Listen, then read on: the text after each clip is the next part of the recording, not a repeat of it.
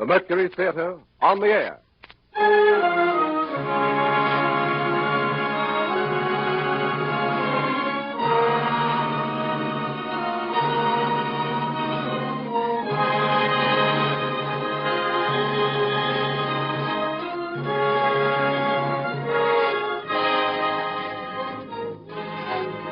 The Columbia Broadcasting System takes pleasure in bringing you the 12th in its series of weekly broadcasts featuring Orson Welles and the Mercury Theatre on the air.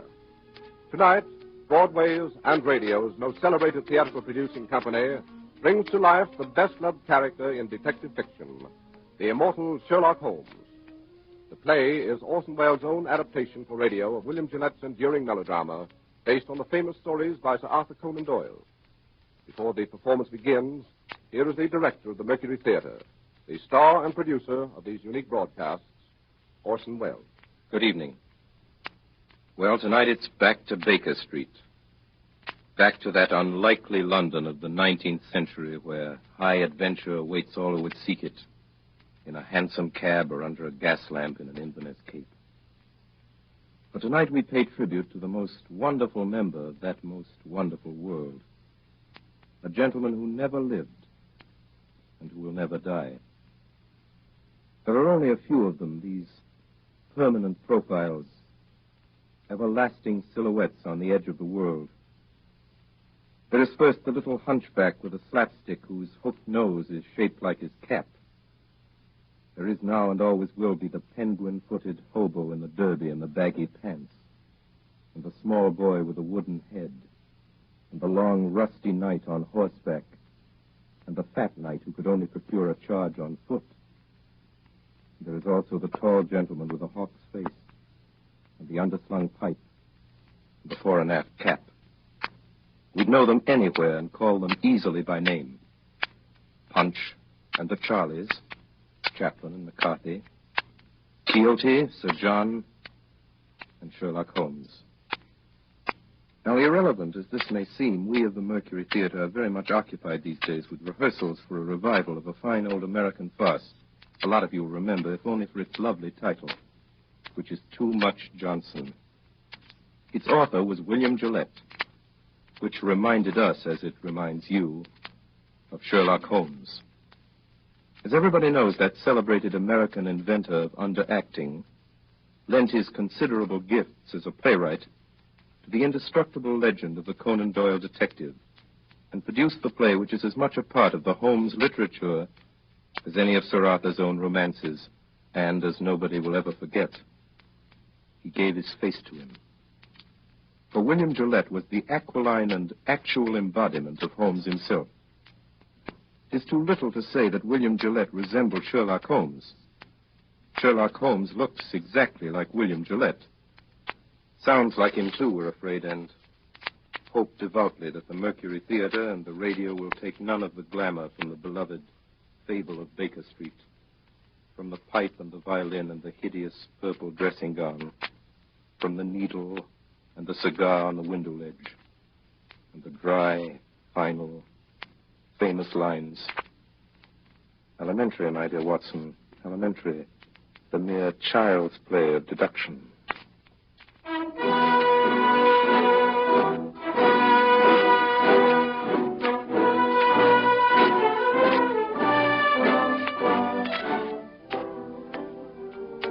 My name is Watson.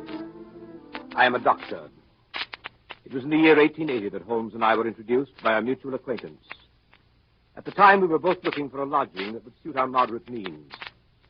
This we found on the second floor of a house at 221B Baker Street. And it was during the years that we occupied these chambers together that Holmes established his unique international reputation as a consulting detective. During that time, I was privileged to be his daily companion, and I have done my modest share in giving to the world an account of some of his most famous cases. Most famous of these are the ones of which I have written under the names of The Speckled Band, Sign of Four, Hound of the Baskervilles, and The Study in Scarlet. They represent, however, only a minute fraction of the 643 cases Holmes successfully solved during the years that we shared the lodgings in Baker Street. Other cases I hope one day to give to the world include the Tarleton murders, the sudden death of Cardinal Tosca, the adventure of Ricoletti, of the clubfoot and his abominable wife, the case of Mrs. Farintosh, the circus belle, and the case of the royal family of Scandinavia. Each illustrate in their own way the remarkable genius of my friend Sherlock Holmes. Since my marriage 3 years ago, Holmes has continued to occupy the Baker Street lodgings by himself. And here almost every afternoon when my work in the office is finished, I am in the habit of calling on him. The sitting room as you go in is exactly as it has been for the past 13 years. The worn bearskin rug, the huge sofa, covered with faded chintz, the mantelpiece cluttered with miscellaneous objects, unanswered letters and piles of loose tobacco. On one side of the fireplace, in a deep armchair, his pipe curling forth slow wreaths of acrid tobacco, draped in his hideous purple dressing gown, sits Sherlock Holmes with his violin under his chin.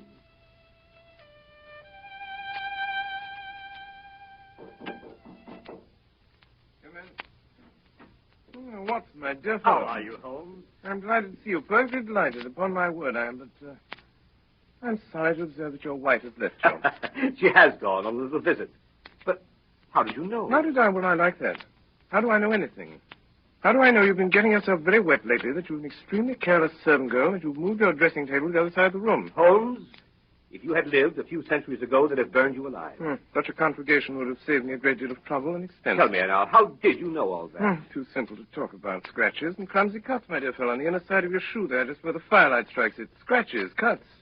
Somebody scraped away crusted mud and did it badly. Scraped the shoe along with it. There's your wet foot, my dear Watson, and your careless servant girl all on one shoe. Face badly shaved on the right side, always used to be on the left. Light must come from the other side. Couldn't very well move your window. Must move the dressing table. Of course. But how the deuce did you know my wife was away? Well, what the deuce is your second waistcoat button, Watson? And what the deuce is yesterday's buttonniere doing in today's lapel? And why the deuce do you wear the expression of a... Oh, marvelous. Elementary, my dear fellow, elementary. The child's play of deduction. I'm only doing it for your amusement before we pass on to more serious matters. Oh, what is it now, Holmes? Watson, my dear fellow, the enthusiasm which has prompted you to chronicle, and if you will excuse my saying so, somewhat to embellish my little adventures, you occasionally seem fit to introduce a certain element of romance which struck me as being just a trifle out of place. Something like working an elopement into the fifth proposition of Euclid. I merely refer to this in case you should see fit at some future time to chronicle the case on which I am about to embark. The strange case of Professor Robert Moriarty. Moriarty? I don't remember ever having heard of the fellow. No, Watson, you haven't. It is precisely this quality of invisibility that makes of Professor Moriarty the Napoleon of crime. Sitting motionless like an ugly, venomous spider in the center of his web. But that web having 1,000 radiations and the spider knowing every quiver of every one of them. And within 48 hours, I'll have the lines drawn so tightly around him that he can't move. I'll arrest him and his entire gang. Why, Holmes, this is a very dangerous... My dear fellow, it's perfectly delightful. My whole life is spent in a series of frantic endeavors to escape from the dreary commonplaces of existence. For a brief period, I escape. You should congratulate me.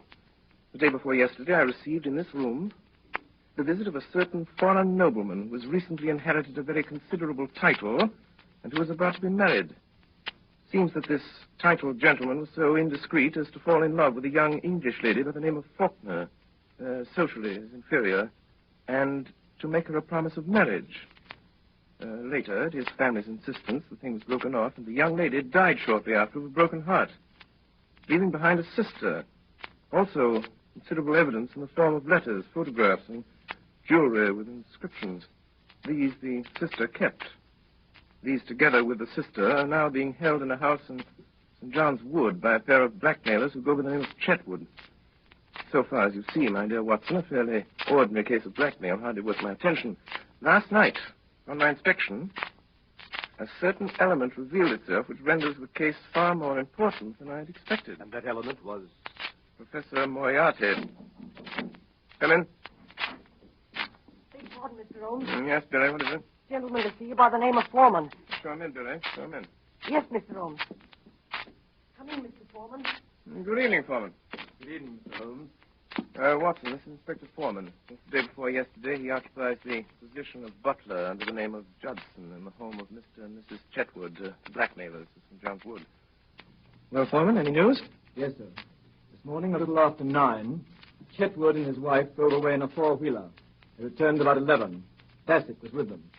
You know him, sir? Yes. When I last had the occasion to meet Mr. Bassett, he got 2 years for safecracking. Go on, Foreman. Well, they took this man Bassett into the library. I got a look at him from the outside. And there he was opening up the safe where they'd been keeping the letters. Go on. In the end, when they got the safe open, it was empty. The letters were gone. It seems like the Faulkner girl got them back somehow. That got them pretty excited. Bassett went out to send a telegram. Have you got a copy of it? Yes. Here it is, sir. It's in code. Moriarty. I thought so, Watson. This case is taking a most promising turn. Foreman, you return at once to the house at St. John's Wood. In 10 minutes, I shall be there myself. If I remember correctly, the kitchen is immediately below the drawing room. Yes. When I knock over a chair in the drawing room, you'll overturn a lamp in the kitchen, scatter smoke balls, and give an alarm of fire. All other instructions remain unchanged. Very good, sir. Hurry, Foreman. Yes, Mr. Holmes. Well, my dear Watson, begins to look like a most interesting evening.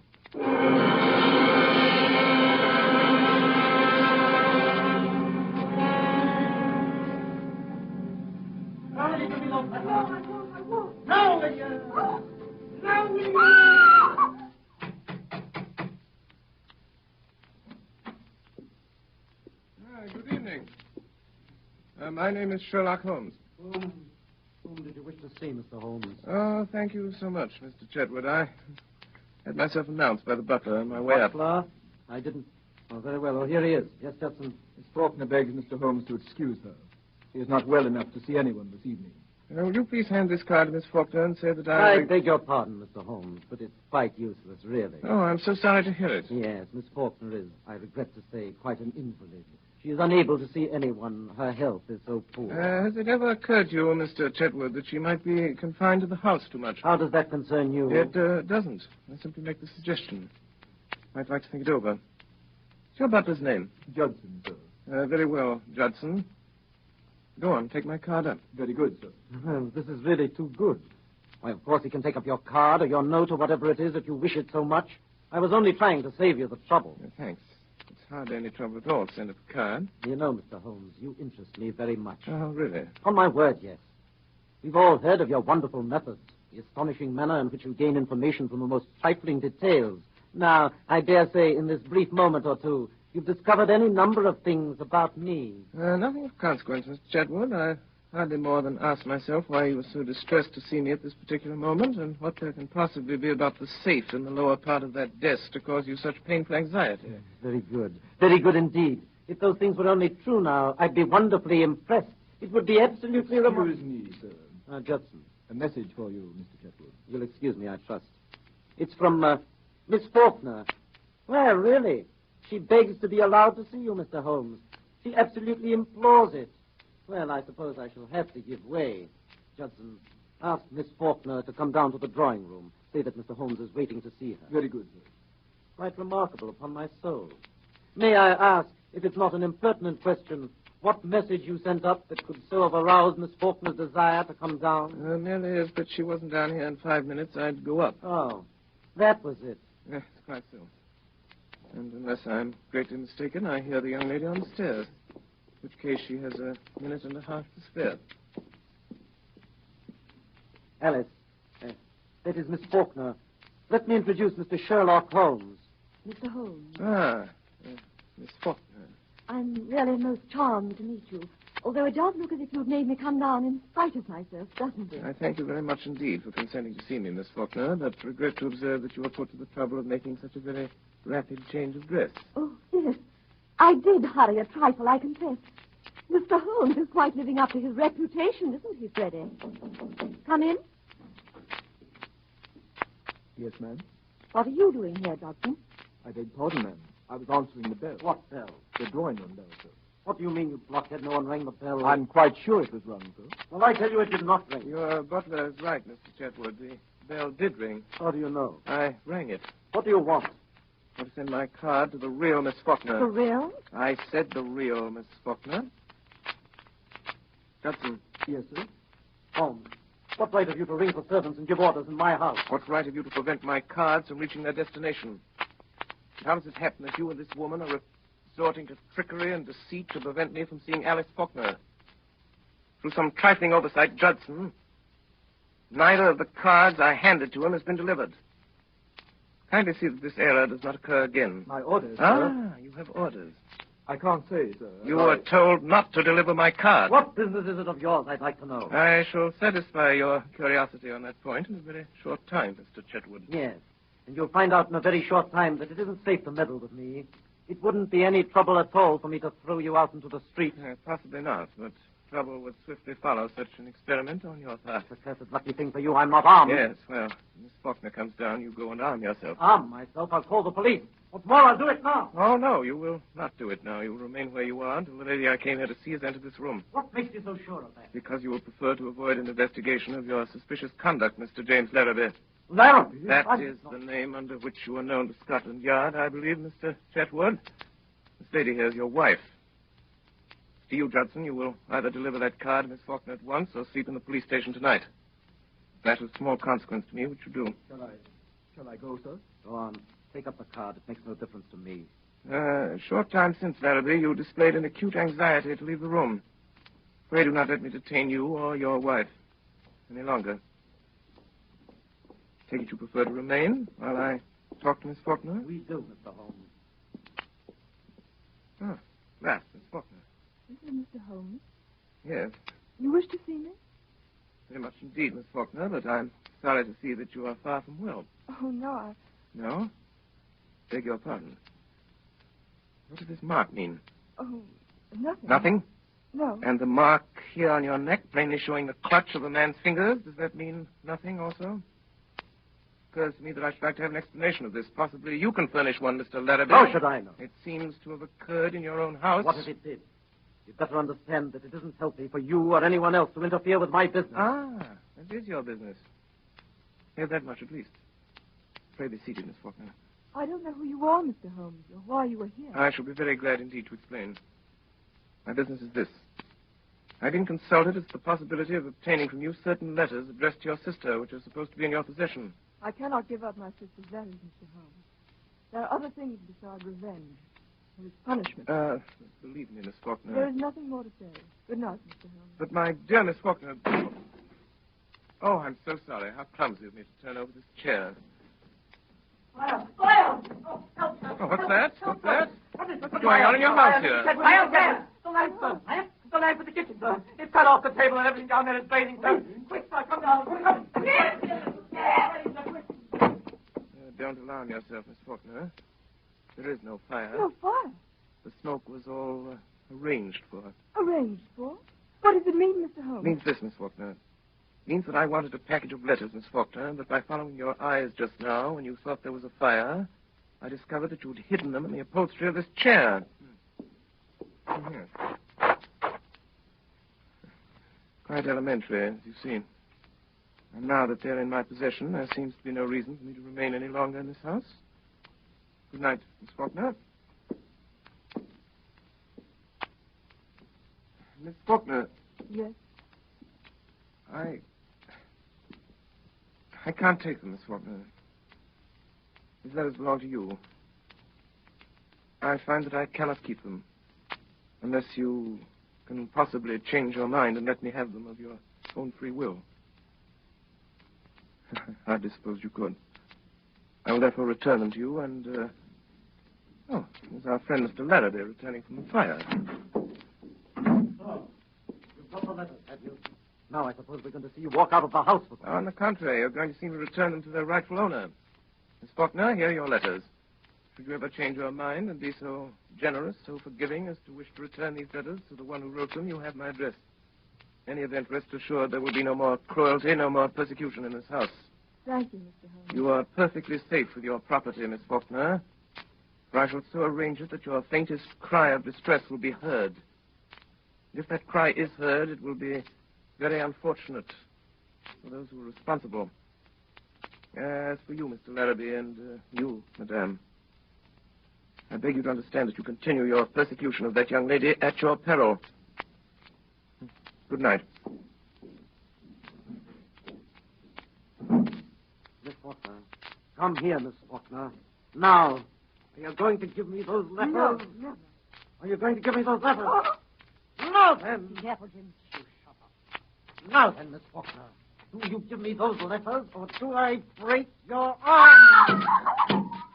What's that? Someone knocked on the door. No, it was on that side. Did you call, madam? I think someone knocked, Judson.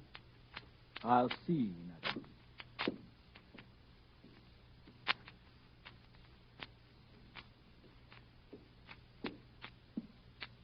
I beg pardon, madam, but there's no one at the door. Very well, you may go. He's got us watched. What we want to do is to leave it alone. Let the Emperor have it. Do you mean Professor Moriarty? That's who I mean. Once let him get at it, he'll settle it with Holmes pretty quick. Don't you worry a minute. I tell you, Professor Moriarty will get at him before noon tomorrow night. He won't wait long either.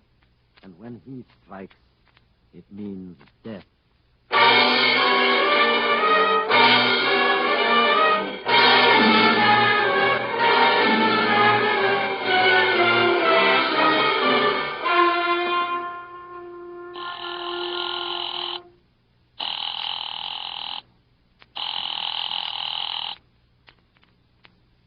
Number? 82. V71. Moriarty speaking.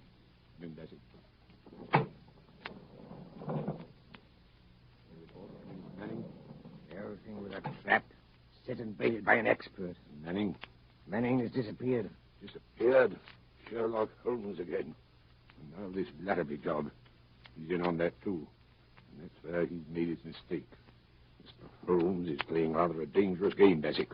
Inspector Wilson tried it 7 years ago. Wilson is dead. 2 years later, Henderson took it up. You haven't heard anything of Henderson lately, eh? Not a thing, sir.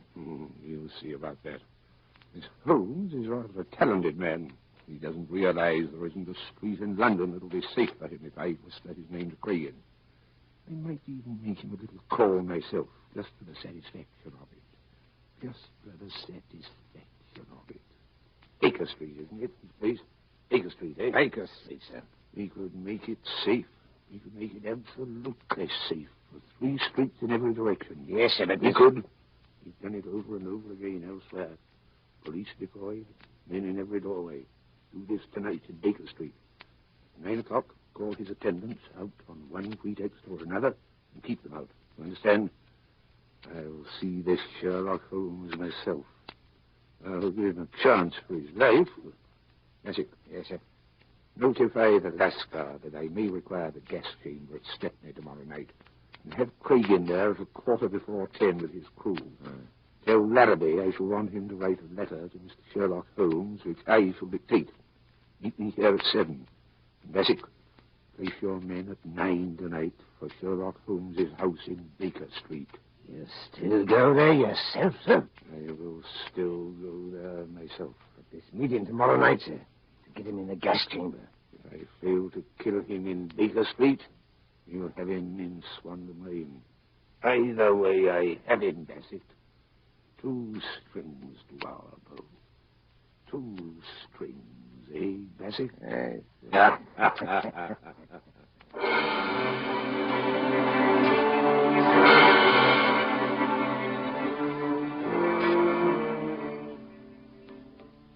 That evening, Holmes and I dined together at Scott's in Piccadilly Circus.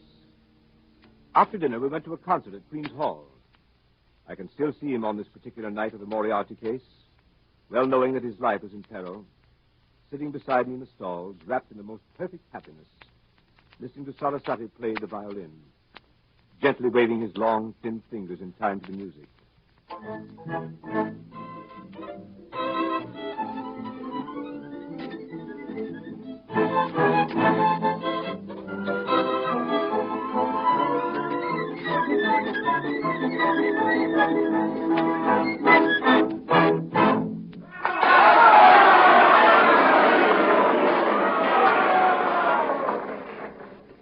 it was over, he rose, put on his long coat, and started with long steps in the direction of the street. Come, my dear Watson. Go on to Baker Street.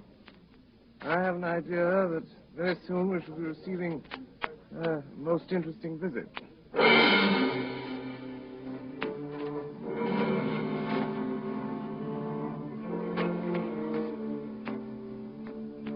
From the Queen's Hall, we hailed a hansom, and as we came down Baker Street, we could see that the light was burning on the second floor of 221B. We went up the dark, narrow stairs.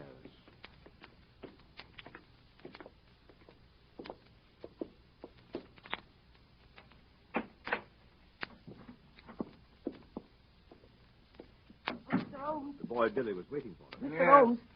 What is that? Mrs. Hudson's compliments, sir, and she wants to know if she can see you. Oh, where is Mrs. Hudson? Downstairs in the kitchen, sir. My compliments, and I don't think she can. Where she is. She'll be very sorry, sir. Our regret will be mutual. It was most terribly important, sir, seeing as she wants to know what you'll have for breakfast in the morning. The same. Same as when, sir? This morning. But you didn't have nothing, sir. You wasn't here. I won't be here tomorrow. Yes, sir. Was that all, sir? Quite so. Yes, sir. Thank you, sir. Oh, Mr. Holmes, here's a letter for you, sir, on the table. Delivered 10 minutes ago. Well, read it, Watson. That's a good fellow. I put on my dressing gown. Yes. Dear sir. Thus addresses me. Why, James Larrabee. And what has James to say this evening? Dear sir. I hope he won't say that again.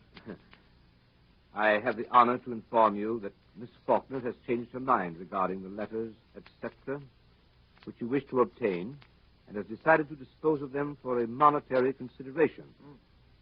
If you wish to negotiate, will you be at 9 o'clock at the Guards Monument at the foot of Waterloo Place? You will see a four-wheeler with wooden shutters to the windows. If you have the cab followed or try any other underhand trick, you won't get what you want. Let me know your decisions. Yours truly, James Larrabee. Mine truly. Well, later, perhaps. What does the fellow mean? Fellow means to sell me a base imitation for a large sum of money of certain letters that he does not possess. I shall probably buy them from him. Now, see if I have the points. Tonight, 11 o'clock, Guards Monument, cab with wooden shutters, no one to come with me, no one to follow. Or I don't get what I want. Quite right. But this cab with the wooden shutters. Merely a little device to keep me from seeing where they're taking me. Billy. Yes, sir. Give this to the man. It was a woman, sir. Oh, young or old? Looks quite young, sir. Handsome? Four-wheeler, sir. Seen the driver before? Yes, sir, but I can't think where. Hand this to the lady, apologize for delay, and look at the driver again. Yes, sir. But, my dear Holmes, you didn't say you would go. But I certainly did. This fellow means mischief. This fellow means the same. I beg pardon, sir. A message come over from the chemist on the corner to say a man has been hit by a bus. Looks like his legs broke. And would Dr. Watson kindly step over and help till the ambulance Oh, yes, comes? certainly. I'll go at once. I'll be back in a minute. Billy, Yes, sir. who brought that message? Boy from the chemist, sir. Yes, of course, but which boy? Must have been a new one, sir. I ain't seen him before. Billy, get downstairs quickly. Look after the doctor. The boy's gone. There's a man with him. It means mischief. Let me know. Don't stop to come up. Ring the doorbell. I'll hear it. Ring it loud. Yes, sir.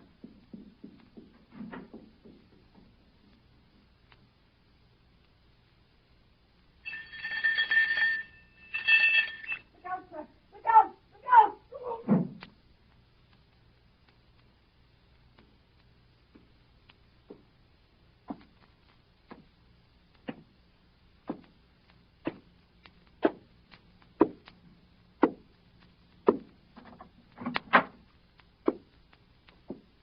Dangerous habit, Mr. Holmes, to finger-loaded firearms in the pocket of one's dressing gown.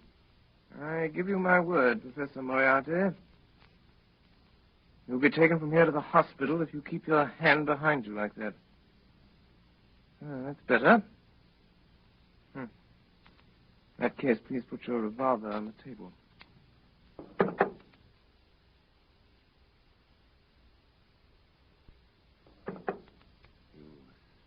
Evidently don't know me. I think it's quite evident that I do. Pray have a chair, Professor. I can spare you 5 minutes. That's what you have anything to say. Careful. You about to do, Professor Moriarty?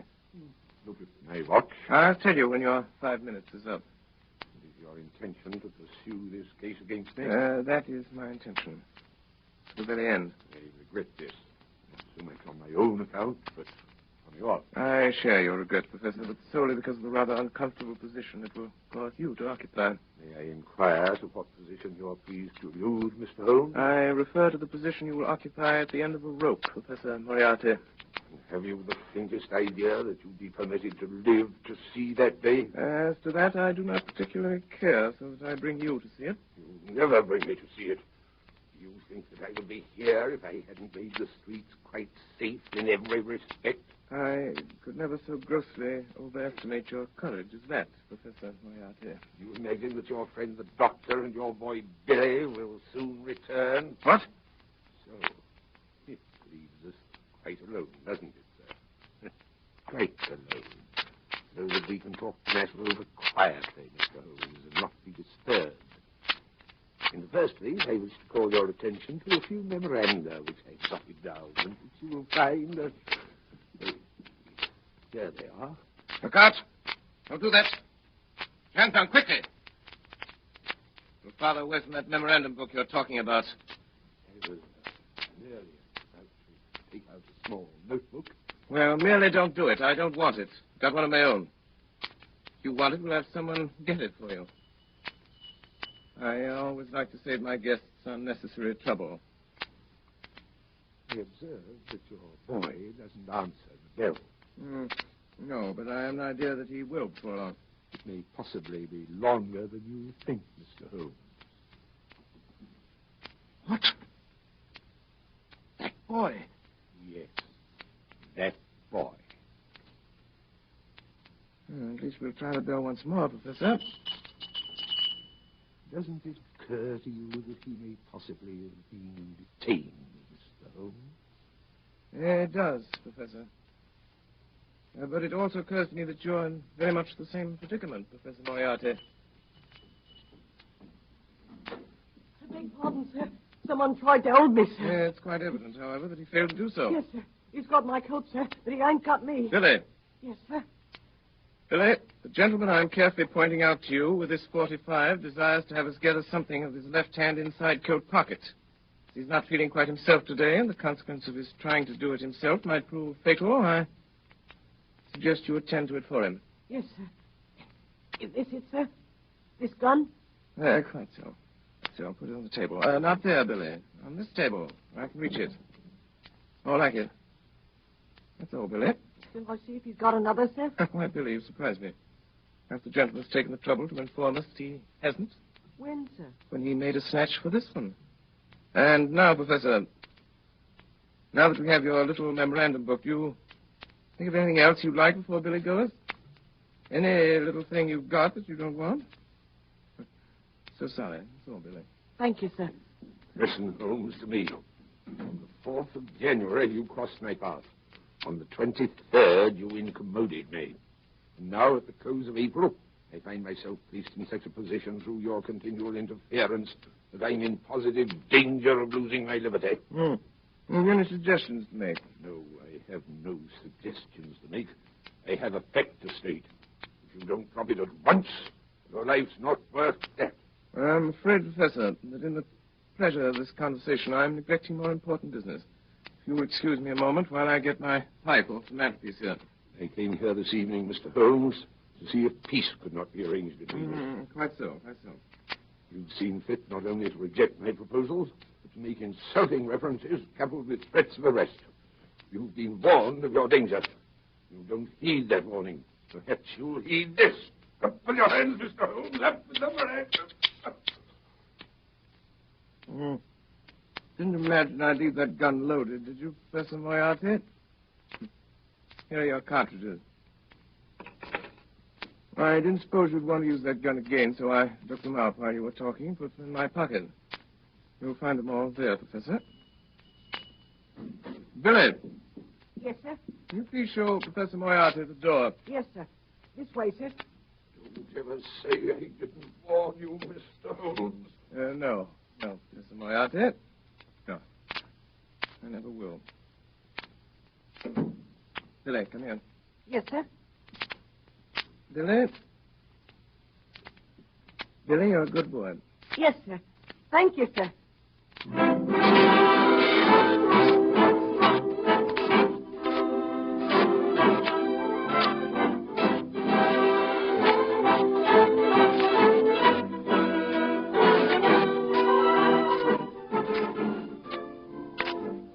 You are listening to the Columbia Broadcasting System's presentation of Orson Welles and the Mercury Theatre on the Air in Sherlock Holmes, with Orson Welles in the title role and Ray Collins as Dr. Watson. We pause a moment for station identification. This is the Columbia Broadcasting System.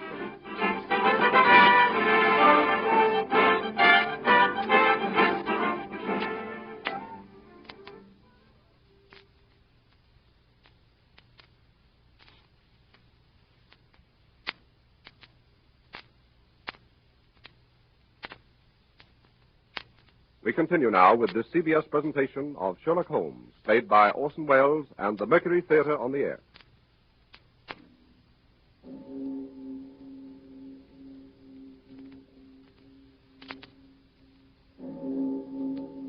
It was exactly 9 o'clock when Sherlock Holmes left the house in Baker Street. He had given the strictest instructions that no one was to follow him. If there had been no word from him by noon of the following day, we must notify Scotland Yard. I went to the window and looked after him as he went down Baker Street. A tall, thin figure in a gray ulster, walking with long, smooth steps in the direction of Langham Place. There he entered a cab.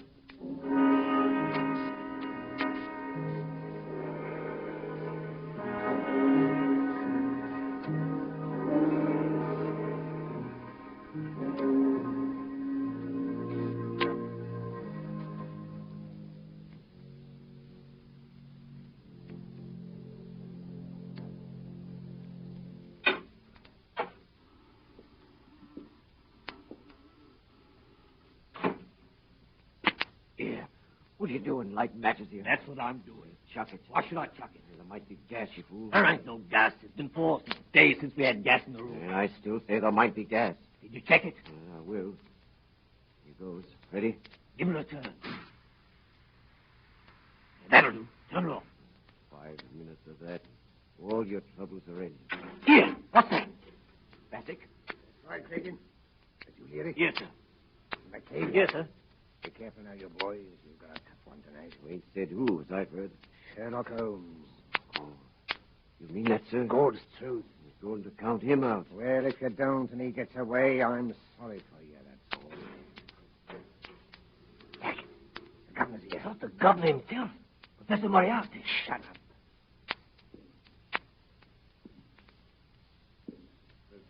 Yes, sir. Got your full crew? All yes, sir. No mistakes tonight, Cragen. I'll be careful of that, sir. This is Larrabee. Hello. He's in on this job. Hello, Larrabee. What's that door, Bassick? A small cupboard, sir. No outlet? None whatever, sir. A window? Nailed down, sir. Men might break the glass. If he did, he'd come up against the heavy iron bars outside. Huh. We'll have him tied down before he can break any glass, sir. You've used it before, eh? Of course, you know it's airtight. Every crevice is sealed, sir. When the men have turned the gas on him, they leave by this door. Yes, sir. They made quite secure. Heavy bolts on the outside, sir. Solid oak bars overall. You see how quick you can operate them. They tie a man down, sir.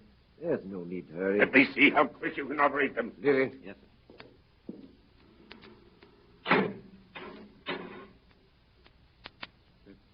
That's good. Open it up. Now, Cragen, the rest of you. One thing, remember. Whatever happens, no shooting tonight. Not a single shot. Will be heard in the alley below. First thing is to get his revolver away before he has a chance to use it. 2 of you attract his attention in front. The other come up on him from behind and snatch it out of his pocket. Then you have him.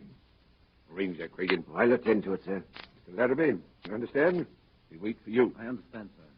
They give you this opportunity to sell him the packet of letters you forged and get what you can for your trouble. A few £100 doesn't interest me, Mr. Larrabee. What I am after is Holmes. I understand, sir. When you've finished and got your money, you whistle, and these gentlemen come in. Let's hear it. You hear that, Cragen? That's right. And Cragen, at the proper moment, present my compliments to Mr. Sherlock Holmes and say that I wish him a pleasant journey to the other side. Come on, Bassick. Good night, gentlemen. Good night. Good night. Good night, sir. All right, boys. Clear. When you hear the whistle, in you come. Right you are, sir. Larry, Yes, sir. you get down on the corner below. Let me know when he comes. I will let you know. Well, when you see him driving up, come down the alley and whistle 3 times. Very good, sir. Here. What's this? How did you get it? What are you doing there? Hey! What is it, Larry? A woman here in the back. Bring her in. Come on, you. Come on. Oh, it's you, Miss Faulkner. It's true, then. How did you get to this place? I followed you in a cab. What have you been doing since I came up here? Informing the police, perhaps? No. I was afraid he'd come, so I waited. To warn him, I suppose. No. To warn him, yes. You're going to swindle and deceive him, sell him a packet of false letters. I know that. What else are you going to do to him? Wouldn't you like to know? Where are those men who came up here? What men? Three terrible-looking men. I saw them go into the street door. You don't mean these men, do you, Miss Faulkner? Fire up, boys. Captain Doyle. Here you are. Fire up. Listen. That's him. There he is now. What? Holmes? That's him. That's the signal. You don't have time to get her out. Shove her in there, in the cupboard. Yeah, that'll do.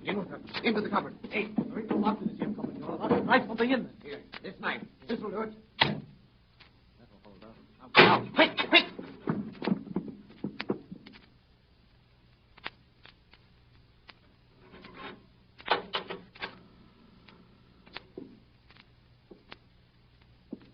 Good evening, Mr. Holmes.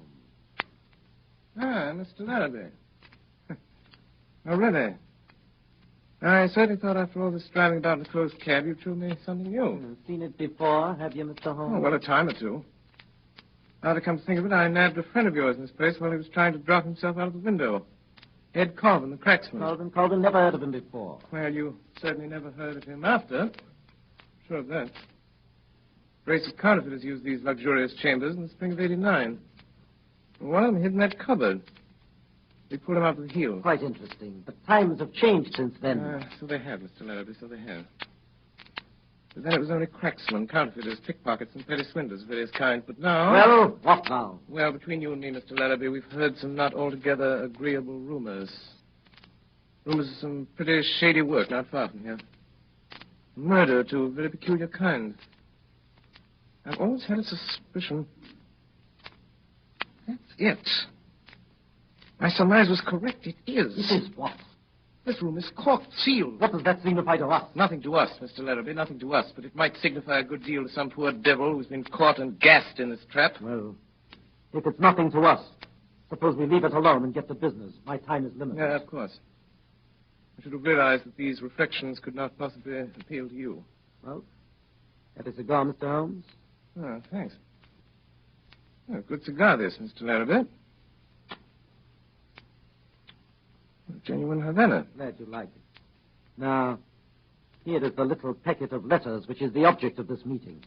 I haven't opened it yet, but Miss Faulkner tells me everything is there. I suppose, Mr. Larrabee, that as Miss Faulkner knows nothing about this affair, we omit her name from the discussion. What do you mean? Who told you she doesn't know? You did. Every look, tone, gesture, everything you've said and done since I've been in this room has informed me that Miss Faulkner has never consented to this transaction. It is a little speculation of your own. Oh, I suppose you think you can read me like a book. Oh, no, like a primer. Well, let it pass. How much will you give? £1,000. I couldn't take it. What do you ask? 5,000. I couldn't give it. Well, I've been offered 4,000 for this little packet. Why didn't you take it? Because I intended to get more. Oh, that's too bad. They offered 4,000. They'll give 5. They won't give anything. Why not? They've turned the case over to me. Will you give 3,000? Mr. Larrabee, strange as it may appear, my time is limited as well as yours. I have brought with me the sum of £1,000, which is all that I wish to pay. If it is your desire to sell at this figure, kindly appraise me of the fact at once. If not, permit me to wish you a very good evening. Well? You can have it. It's too small a matter to haggle over. Give me the money. Yes, certainly. Ah. I thought you said you'd only brought just 1,000. I did. This is it. You brought a trifle more, I see. Quite so. I didn't say I hadn't brought any more. Well, you can do your little tricks when it comes to it, can't you? It depends on who I'm dealing with. Yeah. You give me that money. Come on, quick. Hand it over. Now, I've got you where I want you, James Larrabee. You've been so cunning and so cautious and so wise, we couldn't find a thing to hold you for, but this little slip will get you in for robbery. You'll have me in for you. What are your views about being able to get away from here yourself? I do not anticipate any particular difficulty. Robbery, eh? Why, even if you got away from here, you haven't got a witness. You haven't got a witness for your name. I'm not so sure of that, Mr. Larrabee. Not so sure of that. You usually fasten this cupboard door with a knife? Come away from that door! Faulkner! stand back. Oh, contemptible scoundrel. What does this mean? I'll show you what it means, Captain. Quick. I'm afraid you're badly hurt, Miss Faulkner. Mr. Holmes, look! What is there, boy?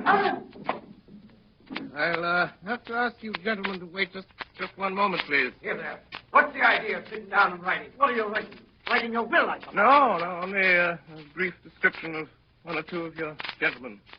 The police. I'm ready now. Wait a bit. You better listen to me, Mr. Holmes. We're going to tie you down nice and tight to the top of that table. Why, you surprise me, gentlemen. Thinking you're so sure of anybody in this room. And 3 bars gone out of that window. Bars or no bars, you're not going to get out of here as easy as you expect. There are so many ways, Mr. Larrabee, that I hardly know which one to choose. Well, you better choose quick, I can tell you that. I'll choose at once, Mr. Cregan. And my choice falls on this chair. My God! The light! You get away from the door! Look out! Hey, guys! Look at the cigar! Hanging by the cigar! Look at the cigar! Look out! He's gone to the window! He's up on the ledge! He's climbed out! Look at his cigar! Get him quick! After him! There he goes! He's out! By the window! No, gentlemen, no, not by the window. I'm leaving by the door. By the way, I left my cigar for you on the windowsill. Good evening, gentlemen. There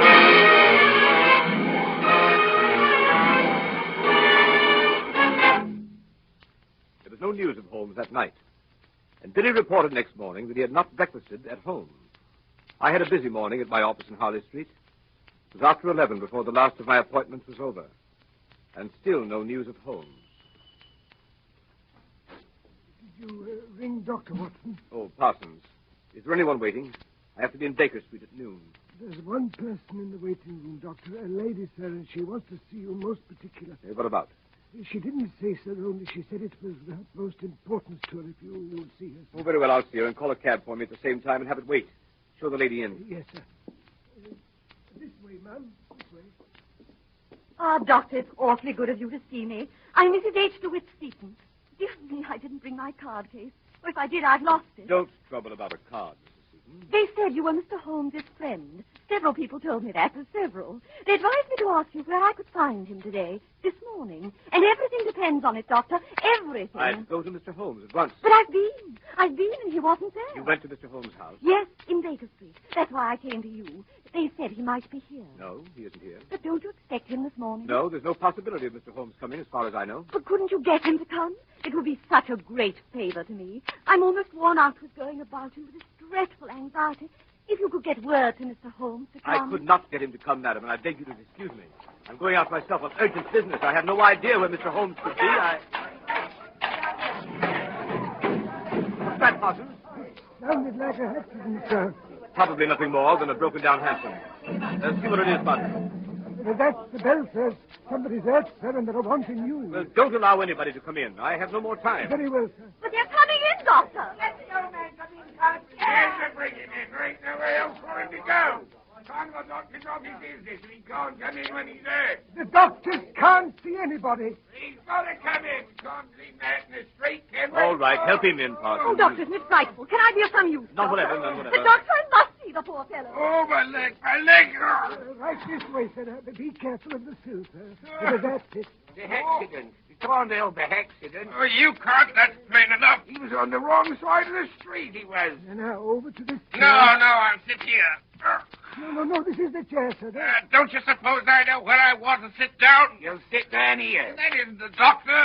The doctor will have a look at you. Here's the doctor. That isn't the doctor. Yes, it is a doctor. Here, doctor. You just come and have a look at this old bloke, will you? He's hurt himself a little, then. Are you a cabman? Yes, I'm the cabman. Well, I'll have you arrested for this. Arrested? Arrested! You can't arrest me. No, I can't, but somebody else can. Where's my hat? My hat! Never mind your hat. I will mind my hat, and I'll hold you responsible. There's your hat in your hand. Go on, sit down. That isn't my hat. Here, you're responsible. I'll have you arrested. Here, come back. I'll go and stick around here. You know, I got to go to 10 minutes. Bring your horse in here. I want to speak to him. Seriously, I won't stay in this place. If I ever get out of here alive... What are you staring at me for, lady? Parsons, tell that cab to wait for me. I must see if he's badly hurt. Yes, sir. Now, my friend, if you'll sit quiet for one moment, I'll have a look at you. Well, stay still, will you? Well, how can I... Remarkable weather we're having, eh, Doctor? Holmes! What on earth? How about having you remove some of this ridiculous disguise, Watson? Holmes! Is that you? Quite so, my dear fellow, quite so. Holmes! Watson, don't get out that window. Look out, it's blind! What do you want me to do? Nothing. Already been done by Mrs. Larrabee here. Look out, Holmes. You can get out that way. I don't think so, Watson. Foreman! I got it, sir. Good work, Foreman. I'll take this lady in charge. Yes, sir. Very good, Foreman. Wait for me outside. Yes, sir. Oh, Watson, my dear fellow, I regret to say that up to the present time, Professor Moriarty himself has not risen to the bait. Where do you think he is? In the open streets, under some clever disguise. Watching for a chance to get at me. And was this woman sent in here? Quite so. A spy. To let them know by some signal if she found me in the house. Now they know. Pull down that blind, Watson. I don't care to be shot at from the street. I imagine we shall hear from Professor Moriarty very soon now. Mr. Holmes! Mr. Holmes! What did I tell you? He's come, sir. From where? The house across the street. He was in there watching these windows. He must have seen something, for he's just come out. There was a cab waiting in front of this house, sir, and he's climbed up and changed places with the driver. Get out again quick, Billy, and keep your eye on him. Yes, sir. Thank you, sir. Watson, you let me have a rather heavy portmanteau for a few moments. I won't do it any harm. Parsons, my large Gladstone over there in the corner. Bring it here, please. Here you are, sir. Here's the portmanteau. Thank you, Parsons. Put it down there. Thank you so much. Parsons, you wanted a cab for the doctor a short time ago. It's been waiting, I believe. Yes, sir. I think it has, sir. Be so good as to tell the driver to come in here and get a valise. When he comes, tell him that's the one. Very good, sir. My dear Watson, times like these you should tell your man never to take the first cab that comes on call, nor yet the second. The third may be safe. But, Holmes, All right, I'm cabby. Yes, yes, cabby. Here, right in this way. This bag.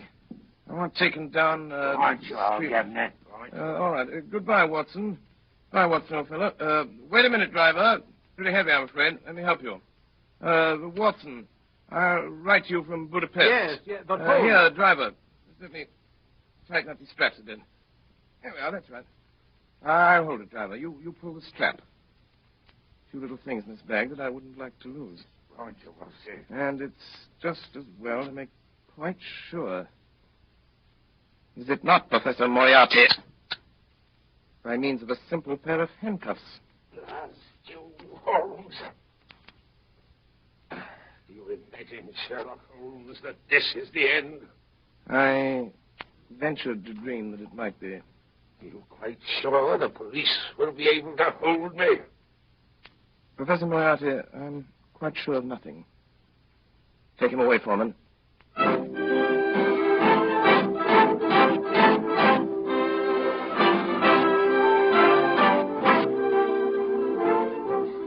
And so, my dear Watson, ends the strange case of Miss Alice Faulkner. Well, what about the letter? Oh, the letters. They were returned to their rightful owner over an hour ago. I suspected from the start that Miss Faulkner was really a nice girl at heart. Ah, dear. What is it, Holmes? I was just reflecting, my dear Watson. With Moriarty out of the way, London, from the point of view of the criminal expert, it's likely to become a singularly uninteresting city. One's morning paper, a veritable wilderness of boredom. Mr. Holmes! Mr. Holmes! Yes, Billy? There's a lady, sir. Been waiting for an hour. Says she's got to see you, sir. Case of murder, she says. She's got a face veiled. From which I deduce that she is a lady of over 41 and less than 45, of a strange, dark beauty and considerable social eminence. And that she has lived for some years in the Near East. And that she is now wearing a large blood ruby on the second finger of her left hand. Holmes, how do you know these things? It's amazing. Elementary, my dear Watson. Elementary. The child's play of deduction.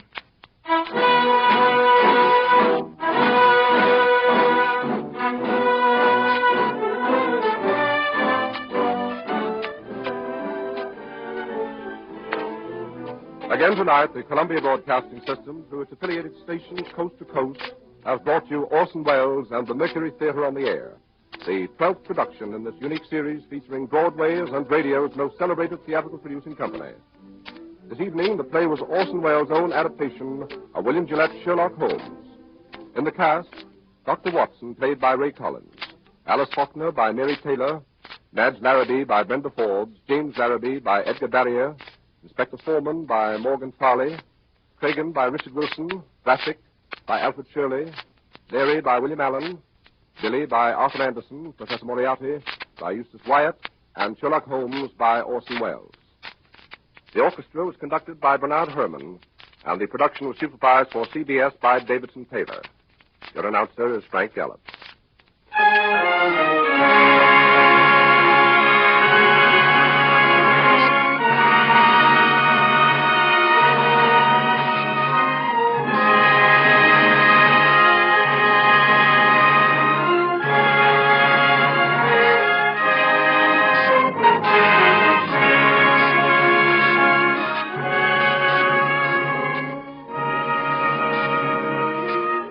Next Sunday evening at the same time, another classic narrative dramatized by Orson Welles. Join us then for Charles Dickens' Oliver Twist, brought to life by the Mercury Theatre on the Air.